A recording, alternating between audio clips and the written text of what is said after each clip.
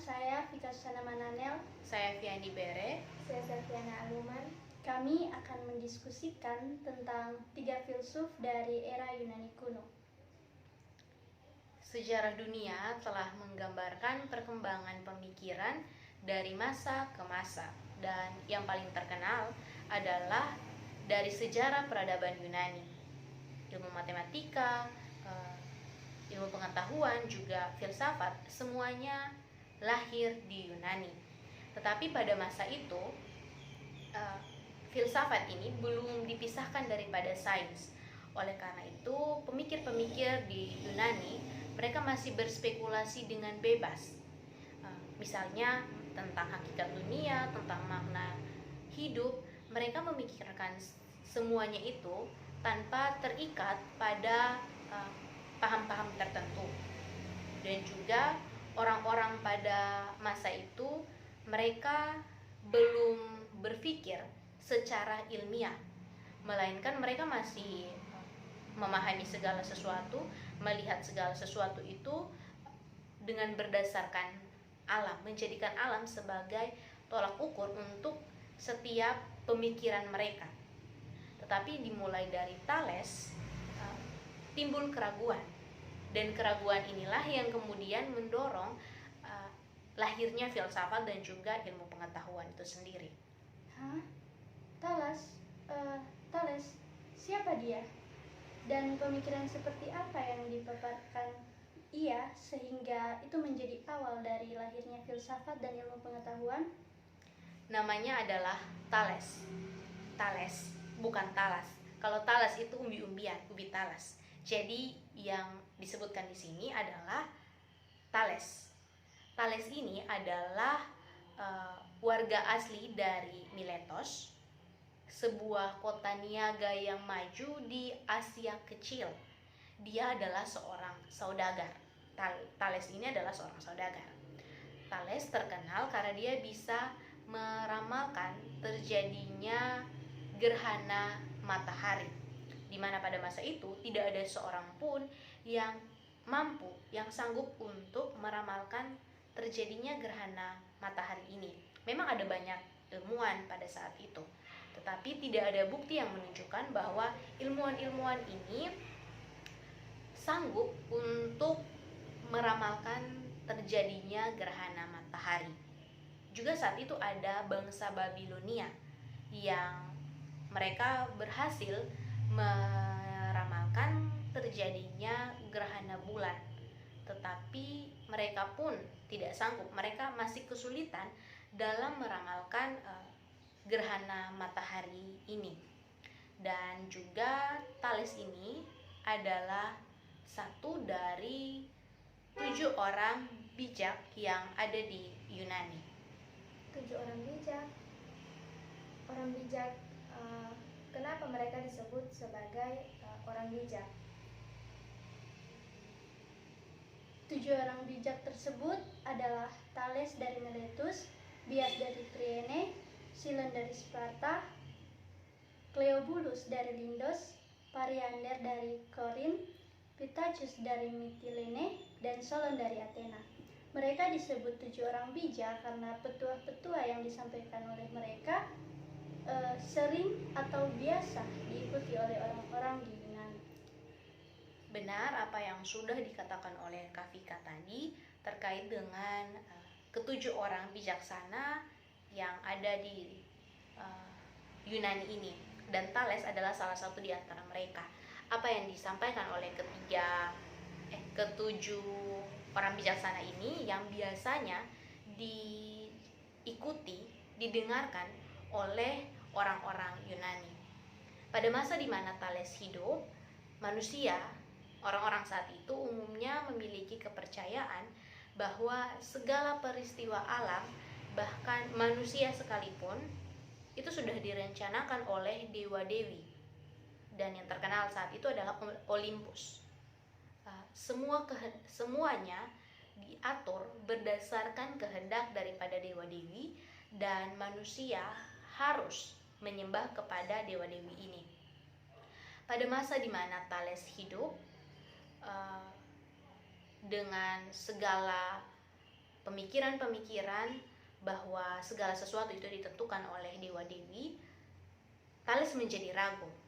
Thales ini adalah seseorang yang punya kecenderungan untuk meragukan sesuatu, dan itu adalah salah satu ciri dari seorang filosof.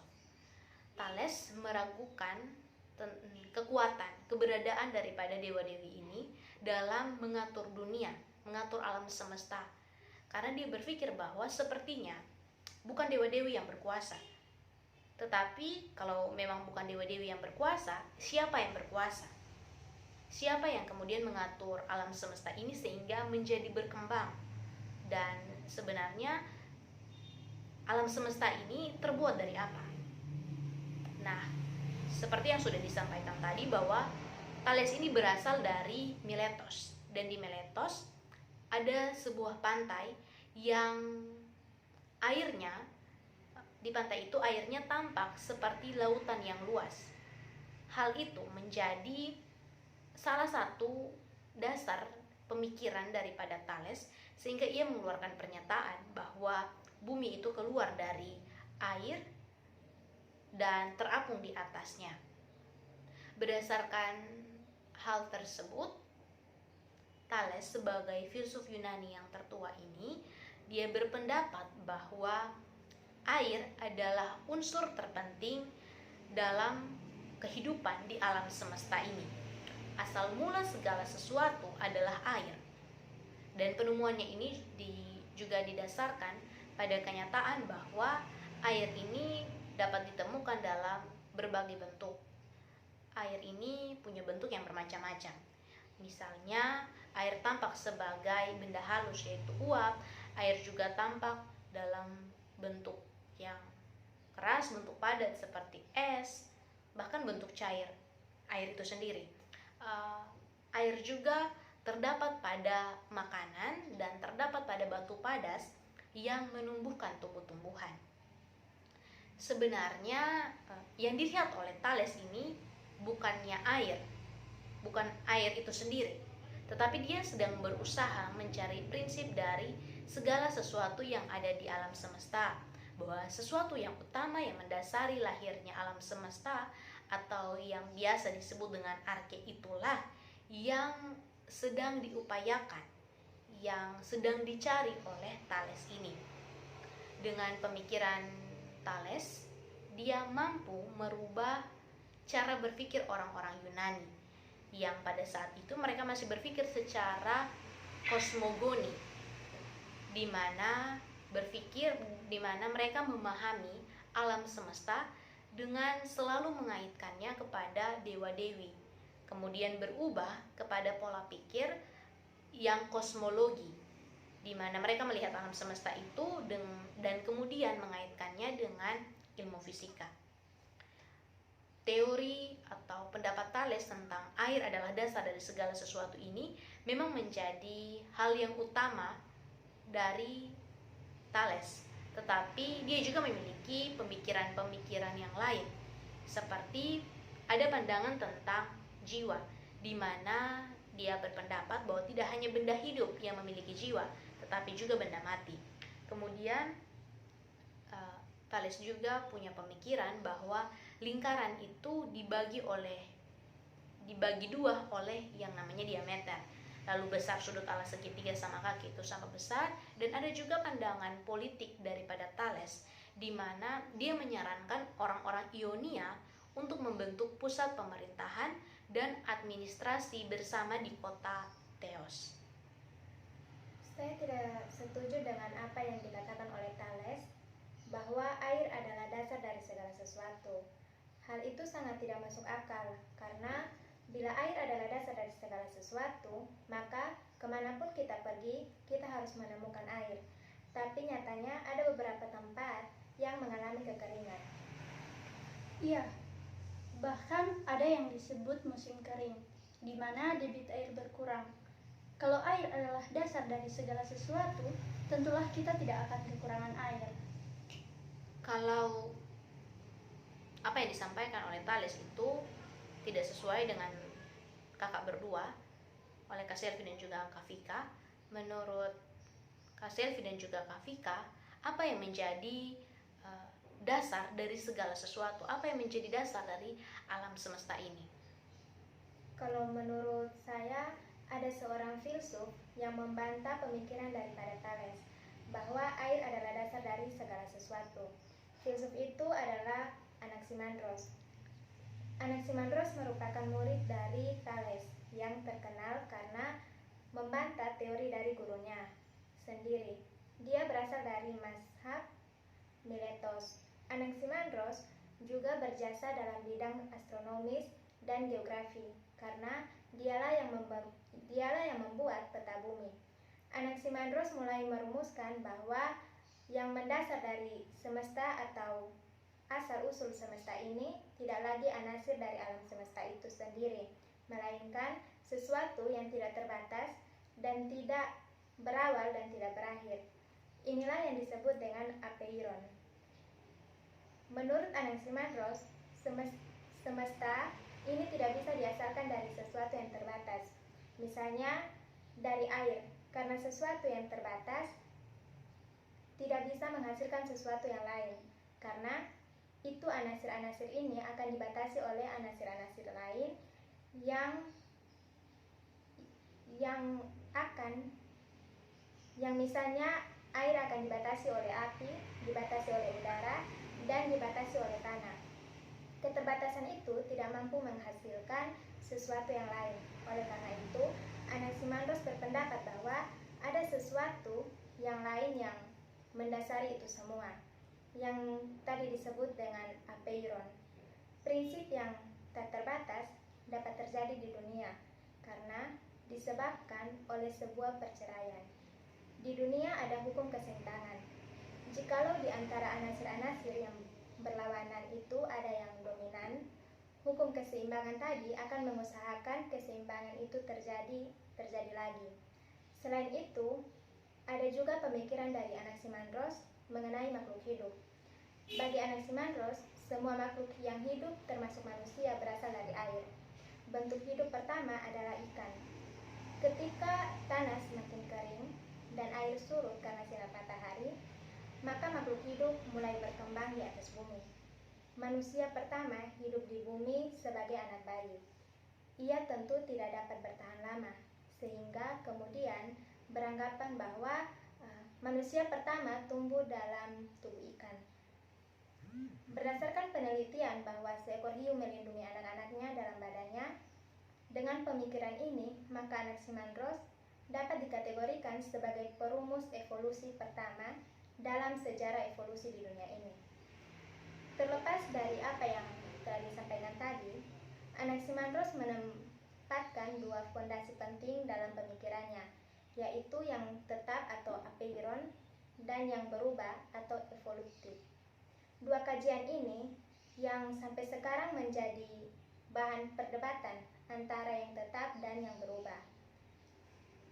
Saya kurang setuju dengan prinsip dari Anaximandros ini, karena bagi saya, sesuai dengan apa yang disampaikan oleh Thales, dasar dari segala sesuatu itu tetaplah air. Atau dari apa yang tadi sudah dijelaskan berdasarkan pandangan daripada Anaximandros, ada bagian yang menyatakan bahwa menurut Anaximandros, semua makhluk hidup berasal dari air. Kalimat ini secara tidak langsung telah menunjukkan bahwa memang air ini adalah awal dan dasar dari segala sesuatu. Bila melihat kembali pada apa yang disampaikan oleh Anaximandros, pada teorinya maka air yang menurut Thales adalah dasar dari segala sesuatu itu harusnya berupa sesuatu yang tidak terbatas. Karena bagaimana mungkin air menjadi dasar atau asal segala sesuatu, sedangkan air sendiri merupakan hal yang terbatas. Dalam hal ini bisa dikaitkan dengan ketersediaan air yang minim di daerah-daerah tertentu. Sepertinya apa yang disampaikan oleh Kanani dan Kaselvi berdasarkan pandangan dari Thales dan Anaximandros, menurut saya masih kurang sesuai, dan karena itu dibantah oleh pemikiran dari filsuf yang bernama Anaximenes. Anaximenes ini merupakan tokoh terakhir dari mazhab Milesian yang hidup antara tahun 588 sampai dengan 526 sebelum Masehi. Anaximenes ini juga merupakan murid dari Anaximandros. Jika dibandingkan dengan teori dari Thales dan Anaximandros, teori dari Anaximenes ini tidak begitu menarik, namun dia membuat beberapa kemajuan penting. Memang sepertinya Anaximenes mengalami kemunduran setelah apa yang disampaikan oleh Anaximandros. Dia kembali kepada anasir alam. Menurut Anaximenes, apa yang dikatakan gurunya kurang tepat. Artinya harus ada unsur-unsur sebagaimana Thales yang menjadi anasir bagi semesta ini.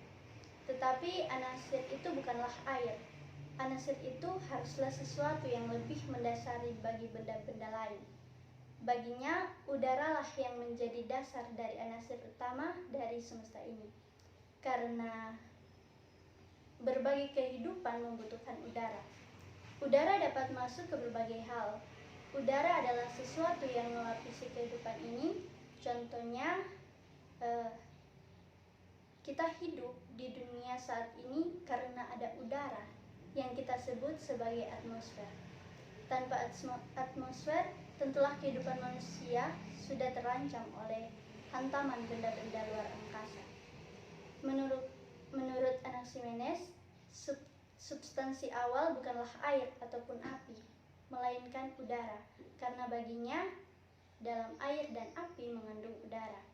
Anaximenes berpendapat bahwa udara adalah zat yang menyebabkan seluruh benda akan muncul dan telah muncul sebagai benda lain. Contohnya, jika udara dipadatkan akan menjadi air, dan jika air dipadatkan lagi akan menjadi tanah, dan pada akhirnya tanah tersebut bisa menjadi batu. Perubahan-perubahan tersebut berproses dengan prinsip pemadatan dan pengenceran. Dengan demikian, udara menjadi sumber atau dikatakan melahirkan semua benda yang ada pada alam ini karena proses dari pemadatan dan pencairan tersebut. Hal tersebut membuat Anaximenes mengatakan bahwa seperti jiwa menjamin kesatuan tubuh, demikian pula udara melingkupi segala-galanya. Anaximenes juga merupakan pemikir pertama yang mengemukakan persamaan antara tubuh manusia dan jagat raya.